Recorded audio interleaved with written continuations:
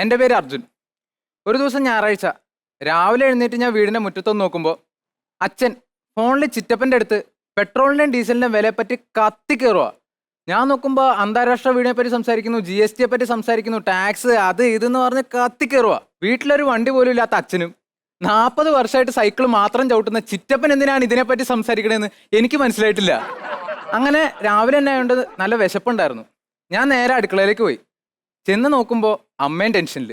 ഞാൻ വിചാരിച്ചിനി അപ്പുറത്തെ പറമ്പിലേക്ക് വേസ്റ്റ് ഇടുന്നത് ആ വീട്ടുകാർ കണ്ടോ, അതോ ഉച്ച വരെ ജീവിച്ചിരിക്കുന്ന പ്രതീക്ഷ സാമ്പാർ രാവിലെ തന്നെ ഞങ്ങളെ വിട്ട് പോയോ? അന്നേരമാണ് മതിലിരുന്നൊരു കാക്കേനെ അമ്മ ചീത്ത പറയണ കേട്ടത്. അപ്പൊ എനിക്ക് ഉറപ്പായി വീട്ടിൽ വിരുന്നാര് വരുന്നുണ്ടെന്ന്. ആരാന്ന് ചോദിച്ചപ്പോ അമ്മ പറഞ്ഞു അമ്മാവനും കുടുംബമാണെന്ന്. പിന്നത്തെ സമയം വീട്ടിൽ വരുന്ന അതിഥികളോട് എങ്ങനെ പെരുമാറാം എന്ന വിഷയത്തിൽ അമ്മ തന്നൊരു ബോധവൽക്കരണ ക്ലാസ് ആയിരുന്നു. ഒപ്പം ലോഡ്ജ് പോലെ കിടന്നിരുന്ന എൻ്റെ മുറിയൊക്കെ ഇപ്പൊ 5 സ്റ്റാർ ഹോട്ടലിലെ റൂം ആക്കാനുള്ള ഒരു തന്ത്രപ്പാടിലായി എൻ്റെ അമ്മ. ഈ തന്ത്രപ്പാടിന്റെ ഇടയ്ക്കൊക്കെ ഒരു ഡയലോഗും. അല്ലെങ്കിലും അതെ, എന്ന് ഈ വീട് അലങ്കോലമായി കിടക്കണോ അന്ന് ആരെങ്കിലുമൊക്കെ കയറി വരുമെന്ന്. ഇത് പറഞ്ഞതും എൻ്റെ വീട്ടിലെ ബെല്ലടിച്ചു. കലാസ്നേഹികളെ, ഞാനും എൻ്റെ കുടുംബം അവതരിപ്പിക്കാൻ പോകുന്ന നാടകം അതിഥി ദേവോ ഭവ. എൻ്റെ ഫസ്റ്റ് ബെല്ലാണ് അടിച്ചത്. ഞാൻ ഡോറ് തുറന്നു നോക്കുമ്പോൾ ഫോണിൽ യൂട്യൂബ് എടുത്ത് നോക്കണ പോലെ ആയിരുന്നു. നമ്മൾ ഈ കാണാൻ ഉദ്ദേശിച്ച വീഡിയോന്റെ ഒപ്പം സ്കിപ്പ് ചെയ്യാൻ പറ്റാത്ത 2 ആഡ് വരില്ലേ, അതേപോലെ വരാൻ ഉദ്ദേശിച്ച അമ്മാവന്റെ ഒപ്പം വെല്ലിച്ചനും അപ്പച്ചിയും. നാടകം ഹൗസ്ഫുൾ. അങ്ങനെ ഈ ചെറിയ മീനിട്ടിട്ട് വലിയ മീനൊക്കെ പിടിക്കാന്ന് കേട്ടിട്ടില്ലേ? അമ്മാവൻ വന്നപ്പോ ഒരു ചെറിയ പൊതിയായിട്ടാ വന്നത്. പക്ഷെ ഇവിടുന്ന് എന്തൊക്കെയോ വലിയത് കിട്ടുമെന്ന് പ്രതീക്ഷിച്ച് ഒരു വലിയ വയറും മാമൻ തന്നെ കൊണ്ടുവന്നു. ഇവര് പോയിട്ട് വേണം എനിക്ക് ആ പൊതി ഒന്ന് പൊട്ടിച്ച് കഴിക്കാനായിട്ട്. പിന്നെ ഒരു കാര്യം പറയണമല്ലോ, വിരുന്നുകാർ വന്ന ഞാൻ ആ വീട്ടിലെ ഗൂഗിൾ മാപ്പ്. വീട്ടിലേക്ക് കയറി വന്ന വെല്ലിച്ചൻ സുഖാണോ മോനെ എന്നല്ല ചോദിച്ചത്, ബാത്റൂം എവിടെയാ? ഞാൻ പറഞ്ഞു വെല്ലിച്ച go straight, take a left, your destination is on the right. പക്ഷെ അതേ സമയം എൻ്റെ അമ്മ മജീഷ്യൻ മുതുകാടായി മാറിയിട്ടുണ്ടാവും. അതുവരെ ആ വീട്ടിൽ ഞാൻ പോലും കാണാത്ത പ്ലേറ്റും പാത്രങ്ങളും ഗ്ലാസ്സും ഒക്കെ അന്ന് പ്രത്യക്ഷപ്പെടും. അങ്ങനെ പ്രത്യക്ഷപ്പെടുത്തിയ ഒരു ഗ്ലാസ്സിൽ അമ്മ കാപ്പിയായിട്ട് വന്നു, വിത്ത് മിച്ചറ്, അച്ചപ്പം, മുറുക്ക്. അമ്മാവൻ കൊണ്ടുവന്ന പൊതിക്കാത്ത എന്തൊക്കെയായിരുന്നു എന്ന് എനിക്ക് അപ്പം മനസ്സിലായി. അങ്ങനെ ഈ കാപ്പി കൊടുക്കുന്നതിനൊരു രീതി ഉണ്ട് കേട്ടോ. ഈ കാപ്പി കൊടുക്കുന്നതിനൊരു രീതി ഉണ്ട്. അതായത് ആ സമയത്ത് ഏറ്റവും കൂടുതൽ പ്രാധാന്യമുള്ള ആൾക്കാർക്ക് നമ്മൾ ആദ്യം കൊടുക്കുന്നത്. ആദ്യം വെല്ലിച്ചിന് കൊടുത്തു. കാപ്പിക്ക് പകരം ബ്രാൻഡി ആയിരുന്നെങ്കിൽ പാവ സാവണ്ണം ബസ്സടിക്കുന്ന പോലെ പെട്ടെന്ന് അടിച്ചേനെ. അത് കഴിഞ്ഞ് അമ്മാവനും കൊടുത്തു, അപ്പച്ചിക്ക് കൊടുത്തു. അച്ഛന് കിട്ടിയില്ല. ഒന്നാമതേ അമ്മ അളന്നു നോക്കിയായിരുന്നു കാപ്പി ഉണ്ടാക്കിയത്. ഇനി അതിൻ്റെ ഇടയ്ക്ക് അച്ഛനും കൂടെ കൊടുക്കാൻ പറഞ്ഞ് എവിടെ ഇട്ട് കൊടുക്കും?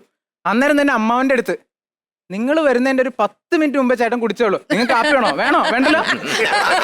അത് കഴിഞ്ഞ് എന്തായാലും അവര് അടുത്ത ഇതിലേക്ക് കടന്നു. കാപ്പിയൊക്കെ കുടിച്ചു കഴിഞ്ഞു. അങ്ങനെ ഞാൻ അടുക്കളയിലേക്ക് പോയി. ചെന്ന് നോക്കുമ്പോൾ അമ്മയുണ്ട്, അമ്മായിയുണ്ട്, അപ്പച്ചിയുണ്ട്. അമ്മ ചോറ് വാർത്തോണ്ടിരിക്കുക. ഈ ചോറ് വാർത്തോണ്ടിരിക്കണതിൻ്റെ ഇടയ്ക്ക് ഞങ്ങൾ ഈ പഴയ ഭക്ഷണമൊന്നും പിള്ളേർക്ക് കൊടുക്കാറില്ല. അഥവാ എന്തെങ്കിലും ബാക്കി വരികയാണെങ്കിൽ തന്നെ വീട്ടിലെ പൂച്ചയ്ക്ക് കൊടുക്കുന്നു.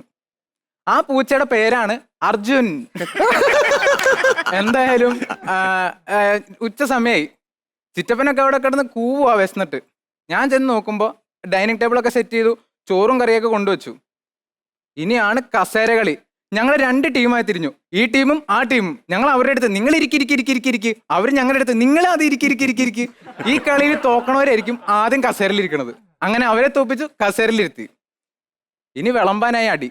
ഞാനാണെങ്കിൽ കറിയും ചോറും ഒക്കെ അത്യാവശ്യം നല്ല രീതിയിൽ വിളമ്പി കൊടുത്തു.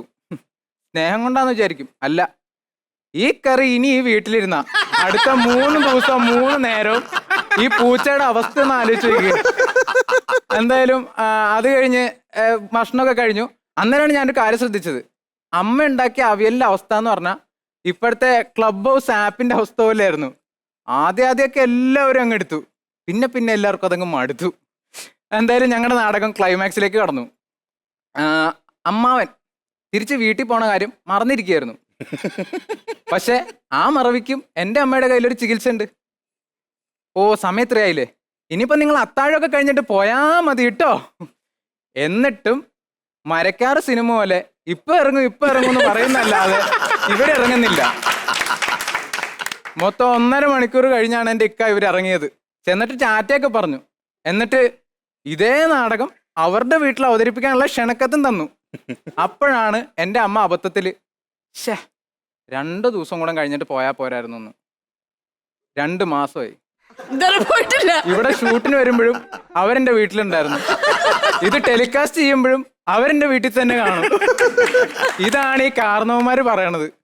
3 പേരായിട്ടൊരു വീട്ടിൽ നിന്ന് ഇറങ്ങിയാലും 3 പേരായിട്ടൊരു വീട്ടിലേക്ക് വന്നാലും. അയ്യോ